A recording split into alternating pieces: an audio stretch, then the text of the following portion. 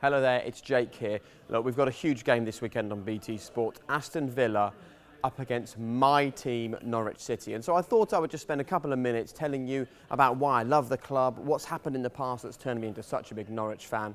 So this is it, the reasons why Norwich City is my club. I was actually born in Peterborough, which is about 50 miles from Norwich, but I moved to Norwich when I was a teenager and fell in love with football while I was there. And my very first visit to Carrow Road, I would have been about 13 years of age, with my best friend James Hall, sitting in the family stand. And at that time, Norwich were a top-flight football club, and we only had about 13 or 14,000 fans to each home game, so times have changed hugely. When you're a Norwich fan, you have to accept you're going to get quite a few lows, but then we've had a few highs as well in recent years. I suppose the biggest low for all Norwich fans was going down to the third tier of English football in 2009. That was a real struggle, but then that was followed by a huge high, which was successive promotions back to the Premier League. And the last couple of years have been real highs as well. We've finished 12th and then 11th. But I've also seen Norwich getting knocked out of the playoff final against Birmingham in Cardiff. I've seen them beaten 5-1 by Fulham to be relegated from the Premier League. So as a Norwich fan, you get highs and plenty of lows as well. I've got a few all-time Norwich City heroes. Darren Huckerby arrived in 2003 when the club was at a really low ebb, and he lifted the club, and then we got promoted and we had a great time with Darren Huckerby there. Before then, Chris Sutton was a hero because he scored so many goals for Norwich and eventually left the club for £5 million. But I think my all-time hero, Jeremy Goss, for scoring the most famous goal in the club's history against Bayern Munich in 1993 in the UEFA Cup. It was magic. I think what makes Norwich City really special is that we're one of the very few clubs in the Premier League who don't have foreign owners. So the clubs know that Delia Smith, who's a football fan, owns the club.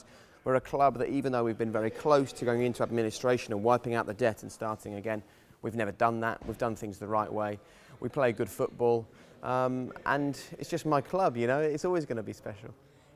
Yeah, the Delia moment was not one of the greatest moments for Norwich City, but it got us a lot of press. You know, Delia on the pitch at half-time against Manchester City, where are you, Lesby Avenue? And yeah, fans still talk about that even to this day, poor old Delia. But that shows the passion she has for the football club. So realistically this season, I think that Norwich are hopefully going to finish in the top half of the Premier League, and it would be great if they had a small run in either the FA Cup or the League Cup. That would be fantastic for us. If I close my eyes and dream, then I keep on thinking that if Norwich City won every match they played for only 2 seasons, not for long, just for 2 seasons, we win every game. Okay, this year we would win the Premier League and qualify for the Champions League. And then if we win every game we play next year, we will win the Premier League and the Champions League. And that's all I want, 2 seasons with a win in every match, and life would be great. My top 3 Norwich City players to keep your eye on: Nathan Redmond, England under-21 international, bought him from Birmingham, real live wire, really exciting.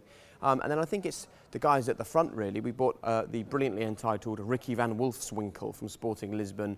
£8.5 million Norwich City paid for him, which is a huge sum of money. And he's playing up front with Gary Hooper, who's played in the Champions League and scored loads of goals at Celtic. So hopefully, fingers crossed, we can keep our eyes on the dynamic, exciting, offensive players at Norwich this season.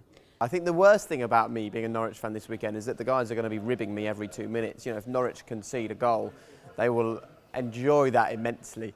And I'm going to find it quite hard as well. You know, it is difficult to sit here talking about the team that you love and the team that you support. And there's no point trying to pretend to the people at home that I'm not a Norwich fan. I think we just have to be completely honest, and I hold my hands up for this one and say, look, Norwich need to win this one as far as I'm concerned, but we'll see. I don't want to offend the Villa fans too much.